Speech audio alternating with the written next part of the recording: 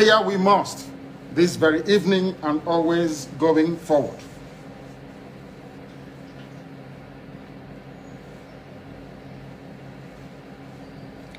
And I will pray in the language of heaven, because Chukwukika Abiyama is in control of all that we have been doing and will continue to do until Biafra is restored and all the suffering indigenous populations in the damnable zoological republic are set free.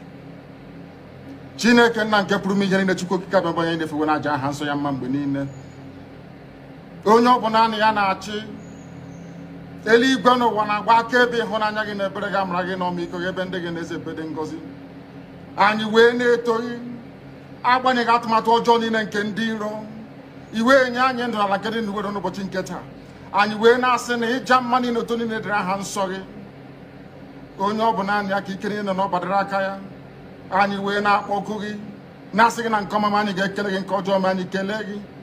Anyị wee na-aja gị mma, wee na-eto gị, wee na-asọpụrụ gị n'isi ụmụ gị niile bụ ndị ikwu ndị wee eziokwu mgbe a kpọrọ ha ka ha wee chekwaa ala nsọ gị bụ Biafra onye nwe na Chineke na ihe n'ikwuru anyị nkwa na o mekataghị ka ndị iro wee were ala nsọ Biafra onye nwe na Chineke na nke bi n'igwe.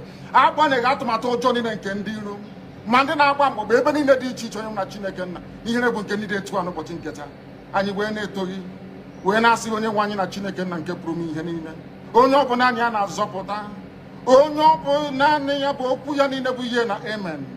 Anyị wee na-asị ezi ebube dị ngọzi na ọtụtụ na ịja mma na nsọpụrụ site n'ebighị ebi ma ruo n'ebighị ebi. Ise ise ise. Welcome, my amazing viewers. Thank you so much for joining me on my program once again. I appreciate you wherever you're connecting from. If you have not subscribed to my channel, please kindly subscribe to my channel. Click the notification bell so that you'll be notified each time I upload a video. You will be among the first to receive it. Thank you so much, and remember this. Today we have come once again to speak on the things that matters to us who have found ourselves in the contraption called Nigeria. No indigenous tribe in the contraption called Nigeria is finding it easy. We are all in trouble. We are all in soup. We are all facing the music.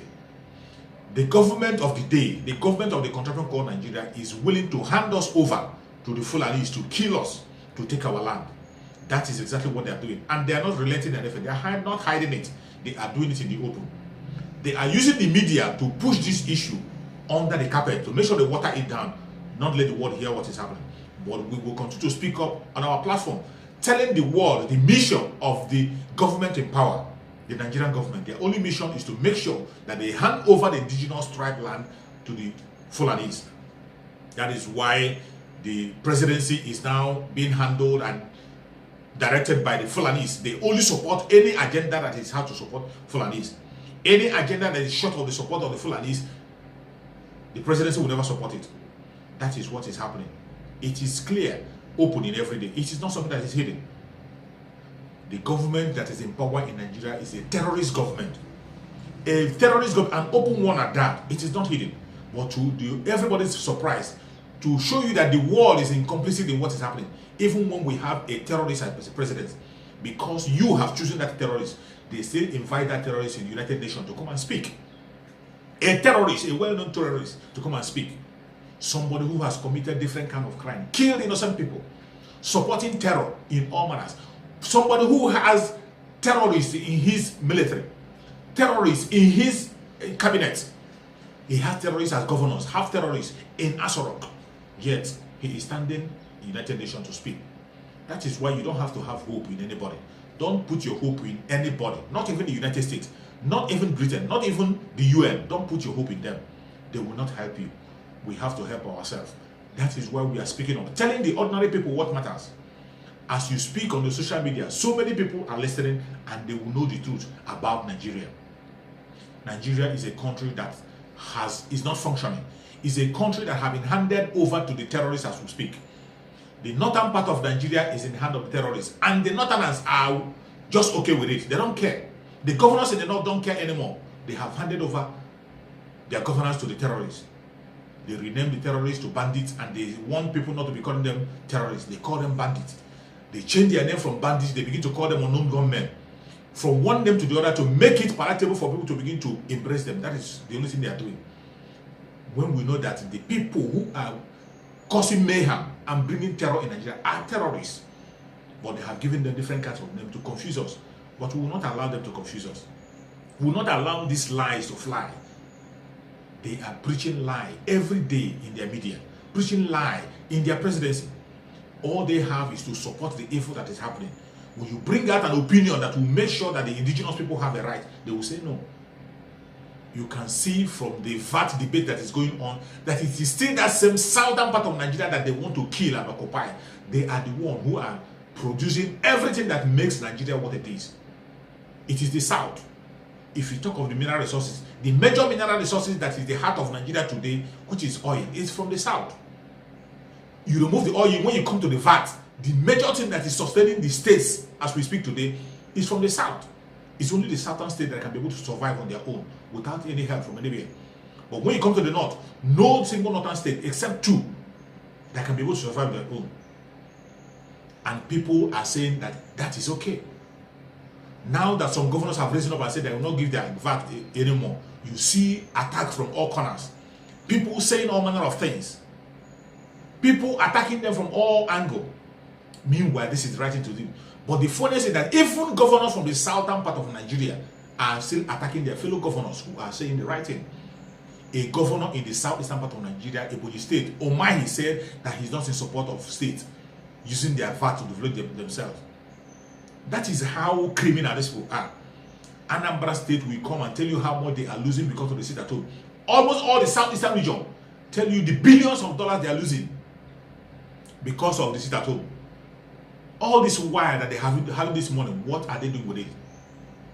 What have they been doing with it? Look at the whole road in the southern part of Nigeria. The whole road in the southeastern part of Nigeria is cut off. Each state is being cut off. You will see a federal road cut from the middle. People cannot go forward, they cannot go backward.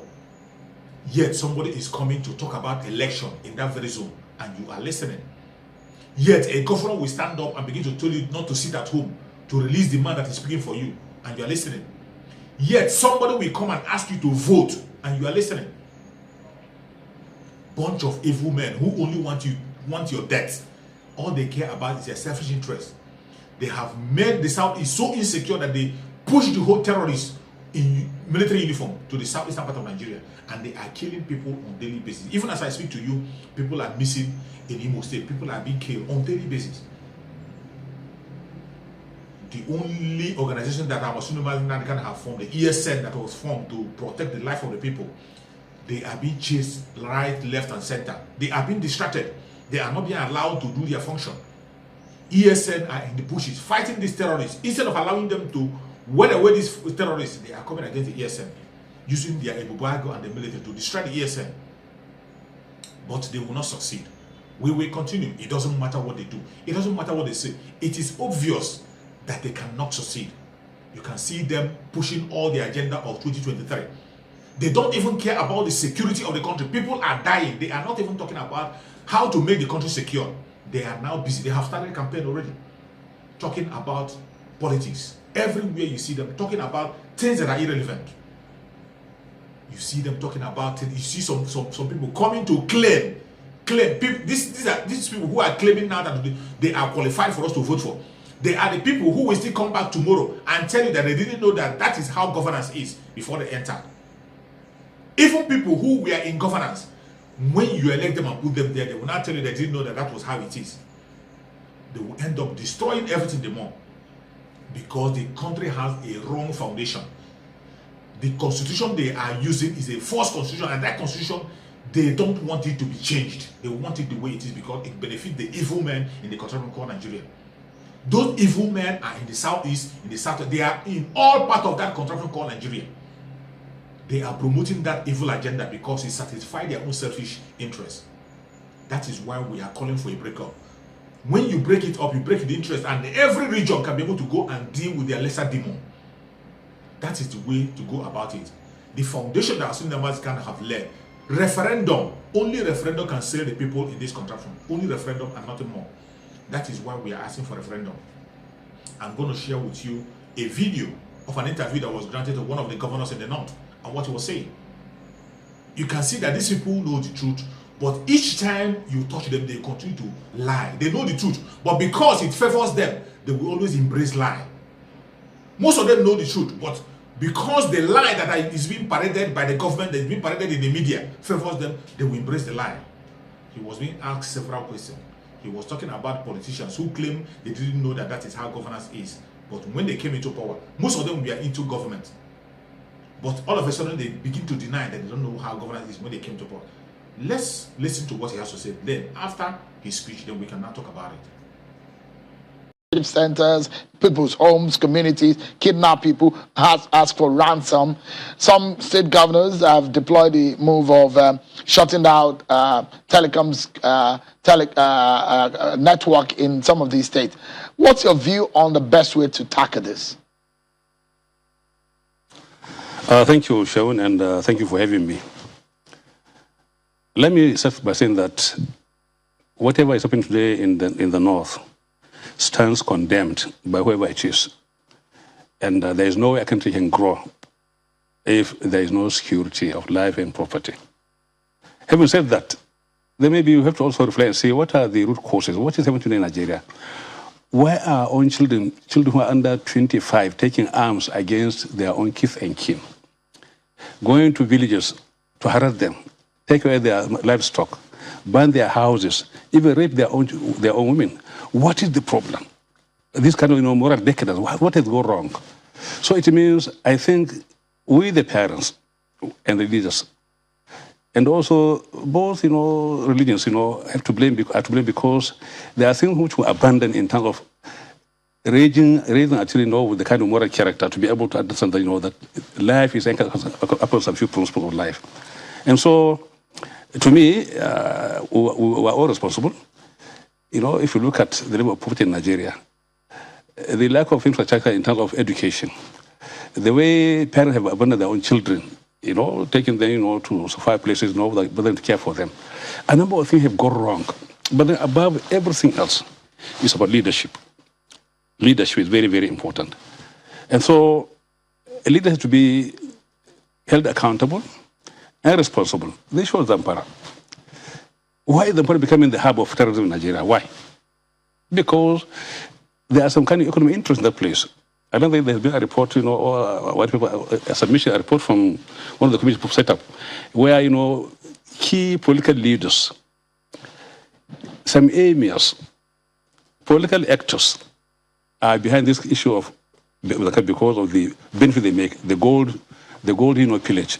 And so we have to be really God-fearing that today in Nigeria, where are we heading to? These people who are under 25, but in the next 25 years, they're going to be 50 years old. How can we have a leader, who have grown, into the, from the wild in the bush, attacking people, killing people who don't have anything called empathy or human concern? We have lost our human essence. So what do we do? So I think it's not me alone. All of us have to come together. There have been a number of presentations, a number, submission by people who are what was insecurity. What has gone wrong? What are the problems? How do we come together? Ignore politics and look at Nigeria and see how do we save this country. That's my view. It's interesting that you have pointed this out, but I mean, it's not as if there is a region in the country presently that is insulated from some of these challenges.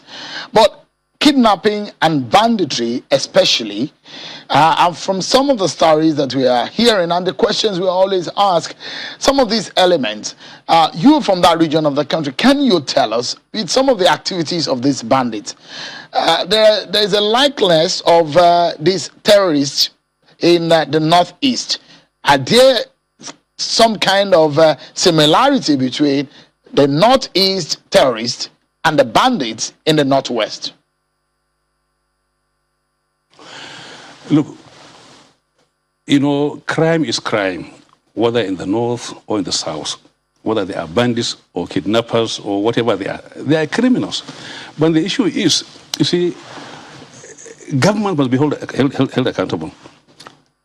And I don't want to sound too political, but it's a fact of life that, when you want when you want to attain political power, the process must be very, very credible, must be very, very transparent. leaders should be able to say, look, I want to be in government because I will do this and this and this and that. And they ignore the temptation to tell lies and malign and blackmail others to make a point. I was watching my nephew, Farouk Adamu, over this particular program, who is calling me a thief, and I'm a thief all through, saying that, before, when they are trying to get power in Nigeria in 2014, and this is their change mantra, they had no idea of what a government was, that they are very, very ignorant. Now, that is very, very profound. Political party which had a former head of state as a candidate, political party which had, former Senate president, former governors, former parliamentarians, people have been in government all their, for some 4, 5, 8 years, coming together and say they are ignorant about governance. So that says a lot. So it means they knew what they are doing, they knew they are telling lies, but then to them it is for getting the power. If they get the power, then they can begin to say, what do we do? That's the problem. So the process and the platform must be very, very honest, must be very, very credible. We must have the courage to say, this is what we are going to do. And the thing are going to be very, very tough. But then when you say, oh, I'm sorry, I never knew it was like that. So how could somebody who will be former head of state, former Nigerian Minister of Petroleum say that, subsidy is a fraud? How could he say that, for God's sake? How could somebody who has been a president in the country say that the security is caused by a political party called PDP? And how can people who are being in government, who want to take political party, saying that, a whole political party which was able to restore Nigeria from the abuse it went through under June 12, what were able to save Nigeria in 1999, to restore Nigeria, again Nigeria is reconciled. So that, after 15, 20 years that we've done nothing in Nigeria, nothing. So you see, it is this culture of telling lies to the younger generation. So when you read their hope in trying to get government, and you're in government, by the time you fail to fulfill their needs, of course you're going to have some problems. So these are simply the consequences of telling lies in campaign. And so for us to be safe, we should be more focused, what is wrong with this country? That, leaders have not been very, very honest, they've not been very, very sincere, and there's nothing called justice in the way we run Nigeria. We see Nigeria as at my own time, our own son, our own tribe. And then whatever he does, people in the north, we are dying every day. We are not safe, we are not secure. You can't even travel from Abuja to Kaduna and feel safe. And yet, because he's our own son, and he's our own kid, we are happy.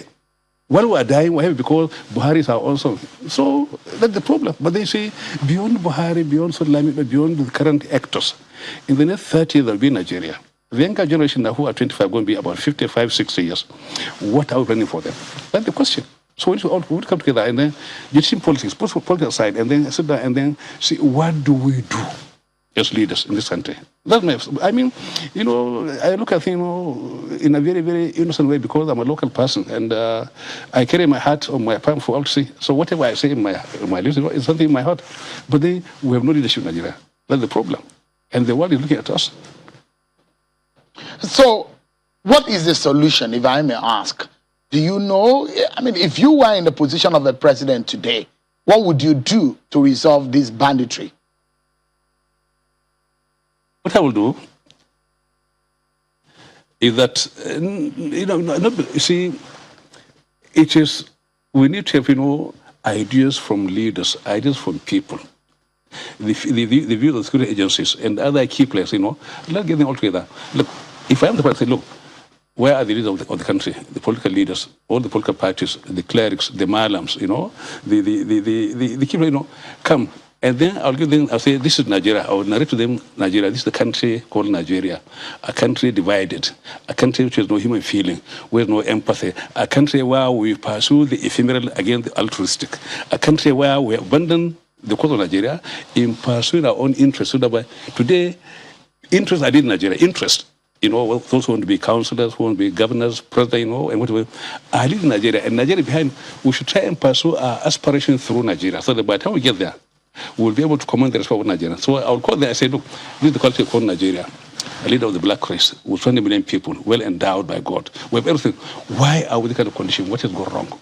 We discuss, we debate, and we should debate sincerely across all divides, the north and south. But the way we are today, we keep, creating bigger divide, bigger gaps, For instance, not to talk about what President said. People say, look, it's our own time. Now, governors of political party from the south are coming together, demolishing all the walls of the political party, no APC, they come together as governors, say one Nigerian presidency. Now, if you look at the country from that point of view, that, it's your own region, your own interest, your own people. Conversely, the other people too have their interest. So if you are calling the government of PDP and the APC in southern Nigeria to meet on the point of presidency, I can't imagine me meeting governor of PC. Me so like meeting with APC on presidency. So it means the family bond of PDP, where the political party is for all Nigeria, is all gone. Political parties should not be discriminated. It should be open to all Nigeria. It's the only platform where Nigeria can be able to can really promote their own political interests. So we should avoid this kind of division in terms of political power. We put too much emphasis on political power and in so doing abandon the real problem facing Nigeria. That's what APC did in 2014. They said so many things about Nigeria and haven't gotten there now. Where are we? We are worse off. So really, if PDP is not very, very careful, if we begin to explore these divisions in terms of my own time, my own region, my own time, my own whatever it is, by the time we get there, if we don't get the process right through a very, very credible, all-inclusive family Nigerian platform, if we get there, there'll be a problem. Will be worse than APC. So it means, it's about time we begin to put the country first, more than anything else. And once we're able to put the country first, and they will begin to restore that thing called trust, which is lost because people no longer trust each other. And they're not between families, between a father and son, between friends, between communities, north and south, east and west. We have lost faith in each other. We have lost that kind of thing called trust. We try, how do you restore the trust of Nigeria and Nigerian people? That, beyond anything else, you are a human being like me, coming from the north or south, you create my own reflection, my own physiognomy. You have two eyes, I have two eyes. And so that, can begin to see the human essence in us. When we begin to the it means we'll be able to unite around us, around our common humanity, and save Nigeria. It's possible. But then leadership must be able to give the kind of confidence first. The genuine leadership. When people are very honest and genuine, the country will be all right. So, you said if you were president now, your solution to the security problems is that you were going to bring the leaders together, religious, traditional leaders, you bring them together to have a conversation. Is it a kind of a confab, the kind of conversation, the kind of conferencing, or the kind of summit that President Goodluck Jonathan organized in 2014 at the result of the 2014 confab? You see, I'm not talking about confab. You see, confab, is a kind of talk shop where people gather, and when they gather, they keep on promoting sexual interest. Because the person who convenes the conversation is not there. In my own case, I'll be part of the conversation with the people. Key players, who are saying, look, me being that is, if I'm the president, that I'm going to direct you this Nigeria for Nigeria. This is Nigeria for you, for all to understand. Nigeria, which is commonly our own common heritage. And these are the issues. What do we do? Not a conference, because conference is talking about, political interest. Not about security, not about unity, not about common bond, not about love. We're talking about, what do I get? Who is it? And therefore, we create further division and further mistrust. I would be involved in the discussion, and I'm going to be very, very genuine. That's what I did in Jigawa. Though Jigawa is a very, very small state, a micro level. But then you see, when you are able to engage people and talk with them, that you have a common destiny. You are responsible. You are being looked on to as leaders. What do we do as people? Not, restructuring, who gets what. No. First, how do we restore our common humanity? How do we restore first trust amongst ourselves? When there is trust, we're able to answer, then we can move forward.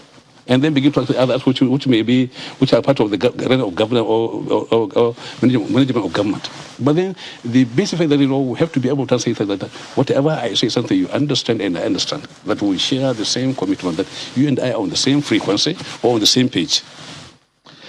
Before I get into a very interesting matter away from security, let me just touch on one subject on insecurity and the situation in the northern region of the country. You're one of the leaders of that region, and you said the parents and the leaders in the north are to be blamed for what has happened in the north, and seeing the children carrying arms against the people of the region. For example, the number of out-of-school children in the north northern region of the country. The former mayor of Kano State and the former Central Bank governor has said that it is a ticking time bomb what is happening in the north. Are you worried about what the future holds for the younger northerners in the northern region of the country with the statistics of out-of-school children and the kind of situation in education in the north? Before I answer about my worries and my concerns about whatever, correction. Criminality, crime is now a national phenomenon in both the north and the south. All of us have a problem. Go to the south, go to southeast, southwest. So the crime is now is something which is now national. But then its peculiarity may be a little bit different. So what I think that, it is a failure of the system and leadership, both north and south. If in the north, we have Boko Haram. In the south, what do we have there? There are a number of things happening in the south where people are killing, ritual killing. In fact, they say, I was told that, there's a market where you can go and buy human spare parts. You can buy an ear in the market. You can buy a tongue or an eye. I mean, that is terrible. So crime is a crime. We have lost our common humanity. We have lost our common essence. That we're not a human being. You see, I'm not a Muslim, but then I think God in his own wisdom, when he made human beings, he gave us intellect, which means we're different from other animals. And then I think God in his own wisdom also put a kind of thin membrane encasing our brain so that, wrong thinking and wrong ideas of person will not go into the head. That's why, you don't indulge in incest or bad murder or whatever. But then, so the wrongdoing is being repelled by the thin membrane in the head. But the Nigerian membrane has torn away. The Nigerian membrane, which is encasing and protecting our brains from wrong thinking, from evil doing, has been torn away. And therefore, the Nigerian mind today can absorb any evil, unimaginable, anything. So it's not another affair. It's a national affair. It's both north and south. We have lost our human essence. So how do we do as people? Not just the northerners, we know the problem, but then the Almajiri thing is a system which can be remodeled, which can be, I think, redefined. And also, the southern part of the country, what are the issues? So, I would rather see the whole thing as kind of, something more holistic, so more national than being regional or zonal. I want something which will be able to understand Nigeria as a nation, its people, and its future and security, so that, will be able to holistically address it, which is peculiar in the north, should be known by people in the south, vice versa. And then together we can move ahead.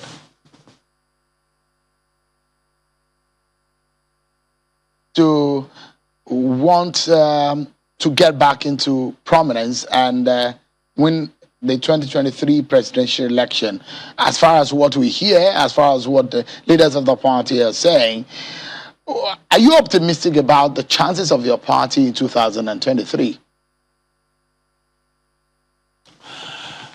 In 2014, one of the governor, the former President Jonathan was in Kaduna, in Jigai campaigning. And I said, on the podium, publicly, I said, look, Mr. President, today in Nigeria, the two political parties running for also the presidency, none of them is having Nigeria at heart. It is being propelled by interest. You and Buhari are simply running for our own interest.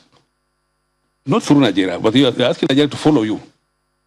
If you're only opposing interest through Nigeria, but then the way you are being, the way with this kind of division in the north and the south, then the Edwin class saying it's our own son, our own time, in the north saying no, it's our own man, Islam. The division was so that whoever won, I said so, whoever won, Nigeria would lose. Whoever won that election, Nigeria would lose. It just happened now. APC won, Nigeria lost.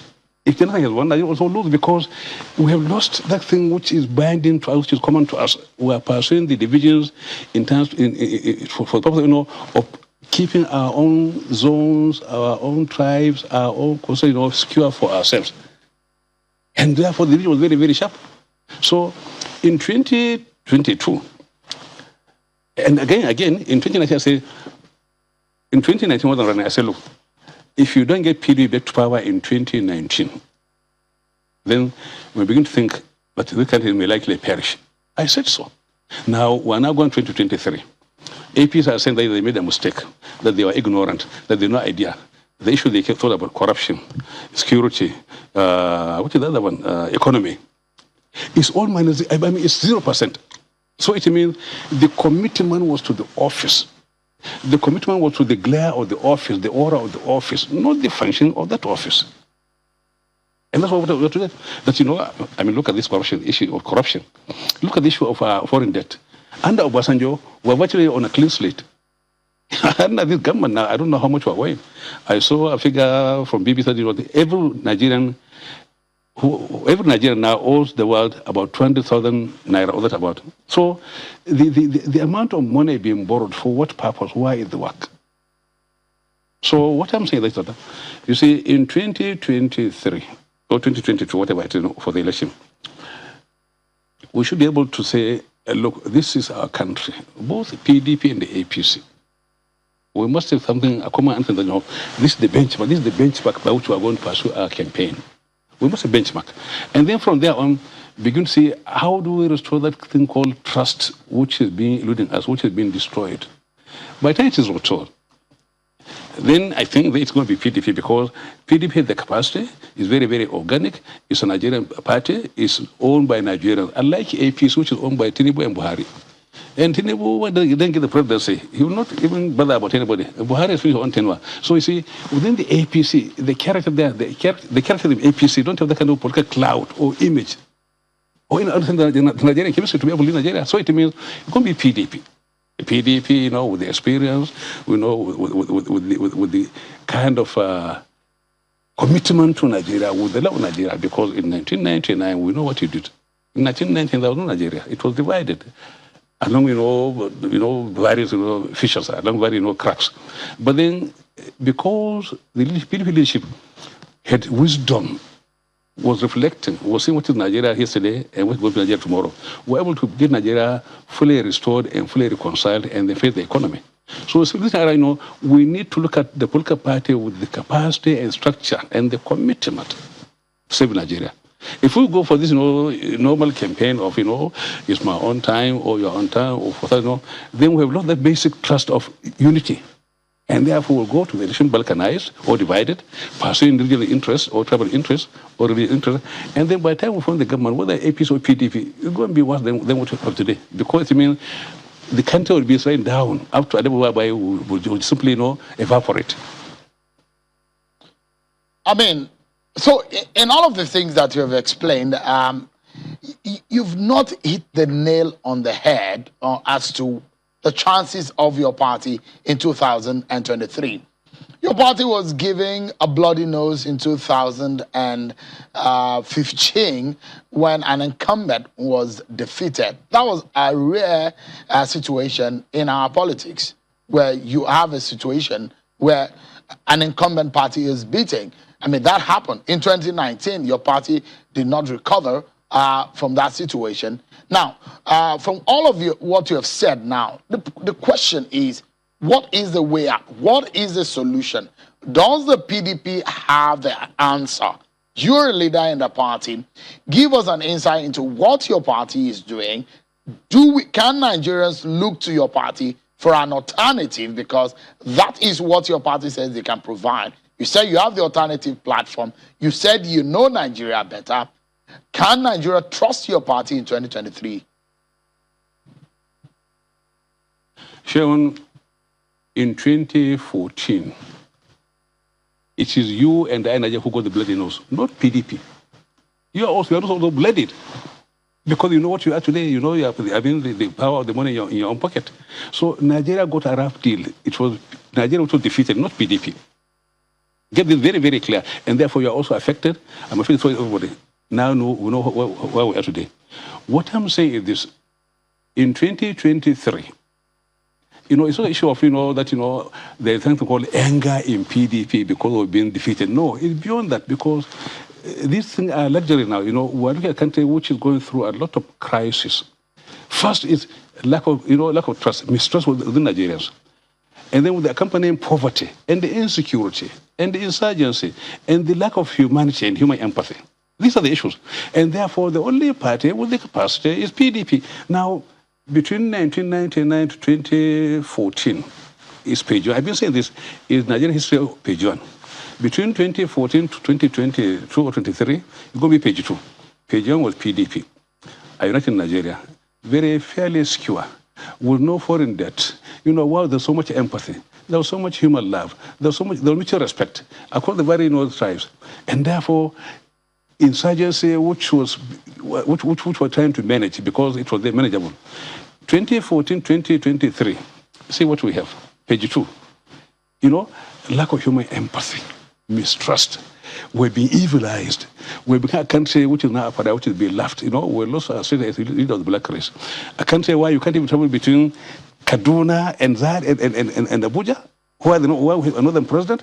A country where his home state, Kaduna, is not safe. So you see, it's very, very clear. You know, the APC came because they said they were ignorant. They know it because they said so. Farouk said so that, you know, they took so much for granted. Even Pantami said, you know, when he was crying, because they think he didn't know that's why he was crying. But now he's there, now he knows that, you know, things are not like that. So you see, ignorance cannot be an excuse in leadership. Ignorance, if you don't know, please don't venture into it. And since they never know, they should please clear away. And so bring PDP, which is the kind of network, political capacity, the exposure, the experience, and the international standing to be able to save Nigeria and restore Nigeria back. And I'm sure we can do it. So the choice for Nigerian page 1, PDP, page 2, APC, make your choice. If you want us quick, you know, there can be no pain and the agony and the anguish and what have you, fine, then we could do with APC. If you want, you know, a better Nigeria, more united, more prosperous, where there's so much empathy, there's human love, human respect, then of course your natural party is PDP, because it's the Nigerian party, which is a Nigerian ownership. I'd like APC. On a final note, Governor, give us your view, just in about 30 seconds, if you may, on the issue of the VAT. We've seen a few states go against the FRS. What's your view on, I mean, does it give you a clue as to fiscal federalism and how we should go? Or what's your view? If you can do that in 30 seconds, it will be fantastic. I don't want to comment on that issue because it's a kind of, you know, religious connotation. You know, some people are saying, you know, VAT on beer and other things which are forbidden in Islam are there. So if you begin to make, you know, an honest and sincere answer to it, you know, you'll be accused of, you know, maybe of not citing a particular thing. So I would rather say I will let them do the debate, you know, on VAT, you know, anybody. But then to me, you see, the issue became so common because the issue of Sharia, people are talking about beer being destroyed, and beer is being part of the VAT. That's what they're saying. So let the younger, you know, the younger generation who are governors now keep on talking and see whether they can find a way midway. But then, to be honest, you know, if it's approached from this point of division in terms of what is legal or illegal, right or not right, you know, there'll be some problem. We need some kind of consensus. What do we do? We are getting ourselves boxed into a corner. How do we get out of this corner? Former Governor of Jigawa State and former Foreign Affairs Minister, Sule Lamido, thank you so much, Your Excellency. It's good to see you again. Thank you so much for coming on tonight. Hearing from this man, you can see the mindset of a politician in the north. They know the truth, but when they see lie, they embrace the lie because it favors them. With everything he was saying about APC, PDP, and their fellow politicians and their evil act and their cluelessness and their inequality, he knows that people who are participating in election, their contraption, are not qualified. And he knows there is a lot of ethnicity playing out in that contraption called Nigeria. He knows that Nigeria is not one and can never ever be one. He knows that Nigeria, there is the root division in Nigeria that can never be addressed. That people always follow their own ethnicity. He knows that that thing is foundational and he doesn't want to address it. Then when he was asked a question about the confab, if the confab was able to address, he dodged the confab, knowing fully well that the confab was the one that addressed the whole thing to the root. It addressed even the issue of restructuring, that one that I don't know what to hear. When the Shegu asked him about confab, he said he is not going to address the issue as confab, that he will only be there to talk about the present thing. They never want to address the root cause of the problem in that country called Nigeria. This is a regular politician in the north. This is their mindset. the mindset of a regular politician in the North, they will never agree to address the root cause of the problem, the insecurity, the inequality, the economic problem that we are having. They will never address the root cause. They know fully well that the root cause is the constitution. They know so the root cause is foundational from origin, from amalgamation, the way the lies that have been pushed to them, making them to believe that North is more viable than the South, which is a lie. That North have more population than the South, which is a lie. He knows, but he will not allow people to come and speak about that and address it. He said if he's a president, he will just call people and talk about it. And what he wants to talk about are the things that he's seeing presently, not addressing the root cause of the problem. This is the exact mindset of a normal politician from the North. That is why Nigeria can never fly. Nigeria can never ever survive. I am not just saying it. A politician, a senator has said it in the House of the Senate, that Nigeria can never ever bring peace with the constitution they're having. They can never ever know peace. They can't have security. They cannot have success with the constitution they're having.